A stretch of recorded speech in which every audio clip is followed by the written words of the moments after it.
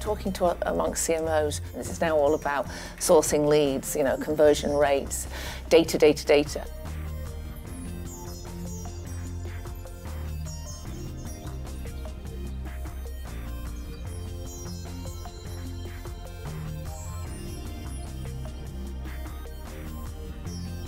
Do you see what's happened the last couple of months getting the reputation conversation back on the table as a valued conversation? Well, I think boards have had an opportunity to see what happens when the conversation is unmanaged, and I think they've had an opportunity to see that some of the biggest risks that have presented had nothing to do with really a cyber breach per se, but it was data and risk and issues around data that were very different in terms of how we manage data.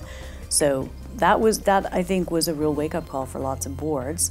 I think what they should be expecting from their management teams is a much more fulsome, more integrated discussion around all these different risks and what's being done to manage them. And it starts with getting new vocabulary around these things. It was interesting to see the hearings that Mark Zuckerberg had to testify at. Most of our Congress people and senators in the US appear not to understand anything about digital marketing, as an example. Right? Yes, that was quite fascinating, wasn't it? Yeah. Within our organisation, there's an increasing focus on value, and value about in terms of customer insight. That's seen as great value, but also the value and return of the digital marketing activities. So, what's the value of a lead? What's the value of influence pipeline? What are the conversion rates? How are you modelling the buying behaviour? And how have you increased the win rate? I think that's a good thing. Yeah. And the more sophisticated we can be at that, the more effective we'll be as representatives on the management team. And do you think as marketeers we're equipped, our teams are equipped to really talk about business outcomes? Is your talent there? Is your organisation built that way, that it's about business outcomes? It's a mindset. I mean, it's really a mindset. Nobody wants to work for a company that doesn't grow as fast as the competition or even more. Mm-hmm. So it's not really a conversation. You want to be part of a team who's going to drive growth for your company. So once that's being acknowledged by the entire marketing organization, then the first performance metric is, okay, how much incremental growth I can drive for my organization.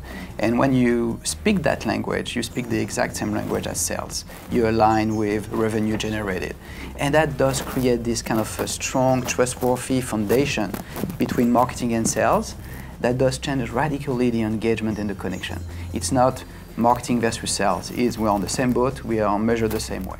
Yeah, it's even very complex in the business I'm supporting because the sales process to a multinational is very long. So we are part of an ecosystem together with the front lines, with the global relationship bankers, etc. And we had a lot of discussion with them to really define the value of marketing. And I think we are in a good place now because we are able to measure through some KPIs.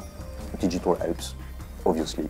Digital helps because you have some very interesting data.